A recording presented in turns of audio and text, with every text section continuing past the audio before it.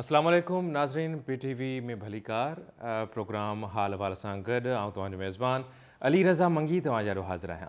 नाज़रीन, अॼु पाण जाइज़ो वठंदासीं ज़राइत जो त मुल्क में जेका ज़राइत आहे उनखे या मुल्की मईशत में ज़राइत खे जेका मईशत आहे उनखे करंगे जी हॾी जो तौरु तसवुरु कयो वेंदो आहे। जेकॾहिं GDP जी ॻाल्हि कजे त 14.9% GDP में ज़राइत जेका आहे उहा हिसो विझे थी। ज़रई मुल्क कोठियो वञे थो जेकॾहिं असां ॻाल्हि कयूं। ऐं उन सां गॾोगॾु हुकूमत पारां जेके ज़रई मईशत जी बहाली जे लाइ कोशिशूं वरितियूं वञनि पियूं, पाण उन्हनि ते बि ॻाल्हि ॿोल कंदासीं। क़ौमी सेमिनार थियो आहे, उनजो पाण ज़िक्र कंदासीं। असांखे प्रोग्राम में सिंध ज़रई यूनिवर्सिटी टनोजाम जा वाइस चांसलर आहिनि प्रोफेसर डॉक्टर फ़तेह मोहम्मद मरी साहब जॉइन कंदा ऐं हिन वक़्तु स्टूडियो में तर्ज़ निगार आहिनि चौधरी मोहम्मद अकमल साहब असां सां गॾु आहिनि। भलीकार चवां थो चौधरी साहब। वालेकुम सलाम, वरी महिरबानी। अच्छा मलिक साहब, पाण अॼु ॻाल्हि कयूं पिया त जेके हुकूमत जे तरफ़ां कोशिशूं वरितियूं वञनि पियूं ज़रई बहाली जे लाइ, उन्हनि खे अव्हां कीअं था ॾिसो? इस्लामाबाद में क़ौमी सेमिनार बि थियो आहे जेको सुठो सवण आहे ऐं जेके मिडल ईस्ट जा कंट्रीज़ आहिनि उहे बि सीड़प करण जे लाइ अॻिते अचनि पिया। वज़ीर आज़म साहब चवे थो त जेके ईंदड़ 4 खां 5 साल आहिनि उन्हनि में $40 अरब जी सीड़पकारी थींदी, हिकु जेका स्ट्रेटजी उन्हनि ॿुधाई आहे। देखें, ज़राअत का बेसिकली मैं उर्दू में इसलिए बात कर रहा हूँ कि बात जो है ना प्रॉपर्ली कन्वे हो पाए। अच्छा, ठीक है। ज़राअत जो है ना उसको किसी भी मुल्क में रीढ़ की हड्डी की हैसियत हासिल होती है, चाहे वो आपका सनती मुल्क ही क्यों ना हो। ज़ाहिर है खाना पीना और इंसान की जो बुनियादी ज़रूरियात हैं उनका ताल्लुक़ ज़राअत से है, उनका ताल्लुक़ इंडस्ट्रियल डेवलपमेंट से या इंडस्ट्री से नहीं है। हमारा तो मुल्क ही बेसिकली जो है वो शुरू से ही एक एग्रीकल्चरल स्टेट रहा है और अनफॉर्चुनेटली और बहुत ही ज़्यादा हमें जो है ना अफसोस, बेसिकली हम जो है ना वो फूड जो स्टफ़ है उसके हम नेट इम्पोर्टर है। हमारी 15 से 20 बिलियन डॉलर की जो सालाना है वो सिर्फ़ और सिर्फ खाने पीने से रिलेटेड जो चीज़ों की इम्पोर्ट्स हैं, और प्लस ये कि उसमें हम फ्यूल और एनर्जी से रिलेटेड चीज़ों को अगर हम ऐड ऑन कर लें तो ये सारी की सारी हमारी ज़राअत से रिलेटेड चीज़ें हैं जो हम इंपोर्ट करते हैं। तो अगर हमारी ज़राअत तरक्की करती है तो हमारा ये जो करंट अकाउंट जो इस मरतबा 3.5 बिलियन के लगभग पे क्लोज़ हुआ है जून में, तो हमारा करंट अकाउंट डेफिसिट ऑटोमेटिकली जो है ना वो नील हो जाएगा और हमारी प्लस फूड सिक्योरिटी जो है वो इंश्योर हो जाएगी। हमारे लिए खाने पीने का कोई मसला नहीं होगा। ये नहीं होगा कि इंटरनेशनली महंगाई हो रही है तो उस महंगाई का हमारे ऊपर भी असर आएगा। एक self sufficient agriculture based country की सबसे बड़ी खूबी यही होती है कि अगर दुनिया भर में चीनी महंगी हो रही है, दुनिया भर में गंदम महंगी हो रही है, दुनिया भर में कॉटन महंगी हो रही है, लेकिन अगर हम एग्रीकल्चर स्टेट हैं, हम खुद ये चीज़ें प्रोड्यूस कर रहे हैं, तो इसका मतलब ये है कि हम पे उस महंगाई का असर नहीं होगा और कम होगा। ये एक इसका सबसे बड़ा फ़ायदा है। दूसरा, हमारी जो फूड सिक्योरिटी, जो इंसान की बुनियादी ज़रूरत है, तो वो पूरी होगी। तो ये दो तो बहुत बड़े फ़ायदे हैं और अनफॉर्चुनेटली आज हमें बने हुए 75 साल हो गए इस ज़राअत के शोबे को जिस तरीके से नज़रअंदाज किया गया था साबका हुकूमत के दौर में भी हमने देखा कि सिर्फ, और अब बातों की हद तक जो है ना हमने बहुत कुछ कर लिया कि हम ये कर लेंगे वो कर लेंगे। लेकिन कल जो मैंने सेमिनार की जो बात आप कर रहे हैं जिसमें हुआ, जिसमें प्राइम मिनिस्टर साहब ने भी की और फिर chief of army staff, basically जो ये इनिशिएटिव है वो चीफ साहब का, ये उनका विजन है और ये हम सबका विजन होना चाहिए। जो एक, मैं बीइंग इकोनॉमिस्ट पिछले 3 साल से अपने प्रोग्रामों में ये कह के थक गया हूँ कि अगर आपने मुल्क को टेक ऑफ कराना है तो उसका पहला स्टेप ज़राअत है। आप अगर ज़राअत को तरक्की नहीं देंगे आप इंडस्ट्रियल तरक्की हासिल ही नहीं कर सकते। आज जो हम लोगों के पास 1-2 बिलियन डॉलर के लिए जो है ना वो भीख मांग रहे हैं, तो इसकी मिसाल मैं अगर सादा लफ्ज़ों में दूं कि अगर आप जा रहे हैं और आपसे कोई एक नॉर्मल सा बंदा या हटा कटा बंदा आके कोई भीख या कर्जा मांगे तो आपके जहन में सबसे पहला जवाब क्या आएगा कि यार इतने हट्टे कट्टे हो के तुम जो है ना वो मतलब वसाइल भी हैं उसके बावजूद हम जो है नहीं, आप ये देखें कि वो उस बंदे को आप क्या कहेंगे कि यार इतने हट्टे कट्टे होके क्यों मांग रहे हो। तो हमारा भी यही हिसाब है, हम खुद इतने से, हमारे पर रिसोर्सेज, थर कोल हमारे पास है, गवादर डीप सी पोर्ट हमारे पास है, उसके बाद ट्रांसपोर्टेशन का नेटवर्क जो है, मोटरवे का जाल मियाँ साहब ने बिछवाया, इतने रिसोर्सेज हमारे पास हैं। यहाँ से ही शुरू करेंगे। नाज़रीन, असांखे हाणे सिंध ज़रई यूनिवर्सिटी जा वाइस चांसलर आहिनि प्रोफेसर डॉक्टर फ़तेह मोहम्मद मरी साहब असांखे जॉइन कयो। असांखे तव्हांखे भलीकार चऊं था। तव्हांजी महिरबानी। वॾी महिरबानी। अच्छा मरी साहब, तव्हांजे तरफ़ ईंदुसि, तव्हांजी PhD आहे एग्रीकल्चर इकोनॉमी में। कीअं था ॾिसो मुल्की मईशत जे हवाले सां ॻाल्हि कयूं पिया ऐं हुकूमत जे तरफ़ां जेके कोशिशूं वरितियूं वञनि थियूं ज़रई मईशत खे बहाल करण जे लाइ, उन्हनि खे अव्हां कीअं था ॾिसो? मुख़्तसिर ज़रूरु इन ते तव्हां ज़रूरु रोशनी विझंदा। इन सां गॾोगॾु असां उहा हासिल कोन करे सघिया आहियूं ज़रई हवाले सां जेका दुनिया जे ॿियनि मुल्कनि हासिल कई आहे। उन जे पुठियां कहिड़ा कारण आहिनि? उहे कहिड़ा जेके हिन से झोल आहिनि जेके अव्हां जे नज़र में अव्हां जे मुशाहिदे में आहिनि? पहिरियां सभ खां पहिरियां मुंहिंजे ख़्याल में हींअर प्राइम मिनिस्टर साहब ऐं चीफ ऑफ आर्मी स्टाफ ताज़ो ई ग्रीन इनिशिएटिव जो अनाउंस कयो आहे इस्लामाबाद में, ऐं उहो हिकिड़ो ख़ुशाइंद क़दम आहे। ऐं आउं सम्झां थो त एग्रीकल्चर जेका तव्हां पहिरियां ॻाल्हि कई, त एग्रीकल्चर मुल्क हुअण जे बावजूदि एग्रीकल्चर जी ग्रोथ घणी छो कोन थी आहे। उनजो सबबु शायदि मुख़्तलिफ़ थी सघनि था। ग्रीन रेवोल्यूशन खां पोइ, ग्रीन रेवोल्यूशन में असां एग्रीकल्चर जी ग्रोथ तमामु सुठी थी हुई 50s ऐं 60s में, ऐं इन खां अॻु में 32 खां वठी 60 ताईं असां पंहिंजा बैराजिस ठाहे चुका हुआसीं, डैम्स ठाहे चुका हुआसीं, त असां हिकिड़ो रिसोर्स जो बेस ठाहे चुका हुआसीं। उनजे करे एग्रीकल्चर हिकदमि तरक़ी शुरू कई। पर गुज़िर 20-25-30 सालनि खां एग्रीकल्चर सेक्टर स्टेगनेंट आहे, उन में ग्रोथ एतिरी घणी नथी थिए। उनजो हिकिड़ो सबबु इहो आहे त पॉलिसियुनि जे करे एग्रीकल्चर सेक्टर खे उहा घुरिबल अहमियत जेका आहे उहा न मिली सघी आहे। उनजे करे एग्रीकल्चर यील्ड्स स्टेगनेंट आहिनि, एग्रीकल्चर जी पैदावार स्टेगनेंट आहे, ऐं असां वटि एक्सपोर्ट एतिरी घणी नथी थिए। इम्पोर्ट असां एग्रीकल्चर कमोडिटीज़ जी वधीक था कयूं, उनजे करे असां वटि एग्रीकल्चर जो ट्रेड डेफिसिट बि आहे। ऐं एग्रीकल्चर लाइ स्टडीज़ इहे आहिनि त जेकॾहिं एग्रीकल्चर ईंदड़ 10-12 सालनि ताईं 15 सालनि ताईं को एनुअली जेका GDP जी ग्रोथ रेट चवंदा आहियूं, उहा जेकॾहिं 6-7% ते एग्रीकल्चर ग्रो करे ऐं हर साल 6-7% ज़राइत में वधाइण को ॾुखियो टारगेट कोन्हे। कणिक जी पैदावार आहे, जेकॾहिं 30 मण कणिक लहे थी एकड़, 25 मण कणिक लहे थी, त 2 मण फ़ी एकड़ पैदावार वधाइणी आहे। फुटनि जी फ़ी एकड़ 2-3 मण पैदावार वधाइणी आहे। अहिड़े तरीक़े सां वैल्यू एडिशन करणी आहे, लॉसिस घटाइणा आहिनि, कास्ट ऑफ प्रोडक्शन घटाइणी आहे। पर एग्रीकल्चर जी पैदावार 6-7% ते हासिलु करे सघिजे थी। ऐं असीं जिन 6-7% ते एग्रीकल्चर जी ग्रोथ हासिलु कयूं त असीं ईंदड़ कुझु सालनि में जेका गुरबत जी शरह आहे उन खे अधो अधु करे सघूं था, 50% रिडक्शन करे सघूं था। ऐं जेका पॉवर्टी जी जेको हींअर रेशो आहे, ऐं साॻिए नमूने सां अनएम्प्लॉयमेंट जेतिरी आहे उन खे 50% असीं घटाए सघूं था, जेकॾहिं 6-7% एग्रीकल्चर में असीं हर साल ग्रो कयूं। साॻिए नमूने सां फूड सिक्योरिटी जी असां ॻाल्हि कई, त फूड सिक्योरिटी में बि असीं सब्सटेंशियल हिकिड़ी इंश्योरेंस पैदा करे सघूं था त फूड सिक्योरिटी असांजी इंश्योर थिए। हिन वक़्तु असां वटि जेकॾहिं ॿार पैदा थियनि था त उन्हनि जो को ऑन एन एवरेज सभिनी सूबनि में, सिर्फ़ु सिंध न, बलूचिस्तान न, KP न, पर सभिनी सूबनि, Punjab AJK GB, on an average असां वटि 45-46% ॿार मेल नरिश्ड आहिनि। त माना उहो हिकिड़ो असांजे लाइ सीरियस चैलेंज आहे, छो त इहे ॿार जेके मेल नरिश्ड आहिनि इहे 10 सालनि खां पोइ 15 सालनि खां पोइ असांजे लेबर फोर्स जो हिसो थींदा। ऐं जॾहिं कमज़ोर लेबर फोर्स हूंदी त असांखे ख़बर आहे त पैदावार डिपेंडेंट आहे लेबर ऐं कैपिटल ते। कैपिटल अॻु में तरसती आहियूं, छो त पैसनि जी असां वटि खोट आहे। ऐं साॻिए नमूने सां जेकॾहिं असांजो लेबर बि कमज़ोर थींदो त ओवरऑल पैदावार मुतासिर थी सघे थी। जो गवर्नमेंट जो इनिशिएटिव आहे ऐं उन में त एक्सपेक्टेशन जेका प्राइम मिनिस्टर साहब चई आहे त 30 खां 35 बिलियन डॉलर जी इन्वेस्टमेंट अची सघे थी। पर असां एनालिसिस कई आहे 30-35 बिलियन जी ईंदी तमामु घणो ग्रो करे सघूं था। पर 30-35 खां छॾे असां सूबे सिंध जी ॻाल्हि कयूं, उन में जेकॾहिं 80 अरब जी प्राइवेट सेक्टर एडिशनल इन्वेस्टमेंट करे ऐं गवर्नमेंट 20 अरब हर साल इन्वेस्ट करे इनेबलिंग सेक्टर ते, सब्सिडीज़ न पर इनेबलिंग सेक्टर्स ते जेकॾहिं इन्वेस्ट करे त असां मज़े सां एग्रीकल्चर जो 6-7% ग्रो करे सघूं था। त इहो बहितर आहे त हींअर गवर्नमेंट उहो रियलाइज़ कयो आहे। ऐं आउं सम्झां थो त एग्रीकल्चर वाहिद सेक्टर आहे जेको ग्रो करे सघे थो।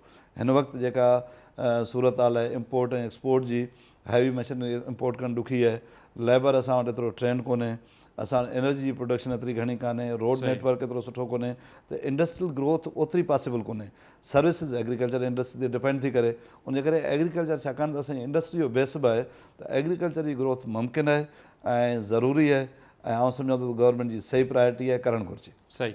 अच्छा चौधरी साहब, तव्हांजे तरफ़ ईंदुसि त असां वटि हिकिड़ो वॾो मामिलो रहियो आहे त जेको ग्रोअर आहे, आबादगार आहे, हारी आहे, उन जी जेका रसाई आहे उहा डायरेक्ट आलमी मंडी ताईं या मंडियुनि ताईं न आहे। इवन दो जेकॾहिं असां मुल्क जे अंदरि बि ॻाल्हि कयूं त मिडल मैन हूंदो आहे, पोइ जंहिंजे करे इशूज़ थींदा आहिनि। त छा जेका इकोनॉमी आहे उन में मिडल मैन जो किरदारु जेको आहे उहो नेगेटिव तौरु तसवुरु कयो वञे थो या उन जी का गुंजाइश आहे?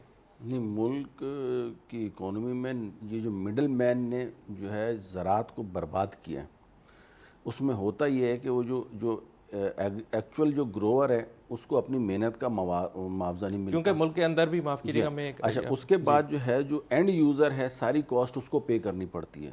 تو یہ سب سے زیادہ جو اس میں کماتا ہے وہ مڈل مین کماتا ہے، اور سب سے کم جو اس میں جو ٹائم دیتا ہے، جو محنت کرتا ہے، وہ مڈل مین کرتا ہے. جو سب سے زیادہ محنت کرنے والے ہیں، چاہے وہ ریسیونگ اینڈ پہ ہوں یا پیئنگ اینڈ کے اوپر ہوں، وہ اس میں ہمیشہ نقصان میں رہتے ہیں. تو یہ جو انیشیٹو لیا گیا ہے اور لیٹسٹ ٹیکنالوجی جس طریقے سے امپروو کرتی جا رہی ہے، آن لائن مارکیٹس جو ہے نا اس کا تصور بھی ہمارے سامنے آتا جا رہا ہے کہ کموڈیٹی ایکسچینج وغیرہ ہیں، تو اس کے بعد ہمیں مطلب جو ہے نا بھرپور مواقع حاصل ہوں گے کہ جو ہماری جو فارمر ہے وہ ڈائریکٹ جو ہے نا اپنی پروڈکٹ کو سیل کر سکتا ہے. دوسرا یہ ہے کہ اس میں ہمارے یہاں پہ ایک تھوڑا سا سندھ ہو یا پنجاب ہو تو وہاں پہ آپ ایک دو چیزوں کو اگر غور کریں تو وہاں پہ لوگوں کے پاس جو پر پرسن جو لینڈ ہے وہ بڑی تھوڑی رہ گئی ہے. تقسیم در تقسیم دادے کے پاس اگر 12 ایکڑ تھے تو اس کے بیٹے کے پاس 6 ایکڑ آئے اور اس کے آگے بچے تو 1 ایکڑ آ گیا. تو اب 1 ایکڑ میں لیٹسٹ ٹیکنالوجی کو یوز کرنا یا ہیوی قسم کی انویسٹمنٹ کرنا پاسبل نہیں ہے. لیکن کل کے سیمینار میں پرسوں جو ہماری بات ہو رہی تھی جو میں نے سنا، اس میں 2 چیزوں کے اوپر فوکس کریں گے. Number 1 is corporate farming, and number 2 از یہ انڈیویجولز کے ایک چنک بنائیں گے کہ جو ہے نا ایک ایکڑ والے نہیں، مطلب 200-300 لوگوں کا ملا کے انہوں نے کوئی 300-400 ایکڑ کا ایک پیس بن جائے گا، اور ان کو پھر وہ جو ہے نا وہ فیسیلیٹیٹ کریں گے کہ آپ ہیوی مشینری اور لیٹسٹ ٹیکنالوجی کو یوز کریں. آن دی ادر اینڈ جو کارپوریٹ فارمنگ ہے جس میں 30-35 بلین کی آپ انویسٹمنٹ کی بات کر رہے ہیں، وہ پھر باہر کے ممالک ہیں جن میں خصوصاً جو ہے وہ UAE ہے یا سعودی عربیہ، وہاں کے انویسٹرز یہاں پہ آئیں گے. پاک فوج جو ہے وہ ان کو ساری لینڈ جو ہے ایریا اس کو کلٹیویٹ کرنے کی پوزیشن میں لا کے دے گی. آپ دیکھیں ہمارے بہاولپور کے پاس پورا ریگستان پڑا ہوا ہے، یہاں پہ سندھ میں دیکھیں تو تھر کے پاس یہ سارا ایریا، اس کے اوپر سے ریت کو ہٹانا ہے اور ہمیں جو ہے نا وہ لیٹسٹ ٹیکنالوجیز، ڈرپ اریگیشن، اور آج کل وہ جو نئے سسٹم آئے ہیں ڈاکٹر صاحب کو زیادہ پتہ ہوگا ہم سے، تو وہ ساری چیزوں کی ٹیکنالوجیز کو جب ہم یوز کریں گے تو ہماری پروڈکشن،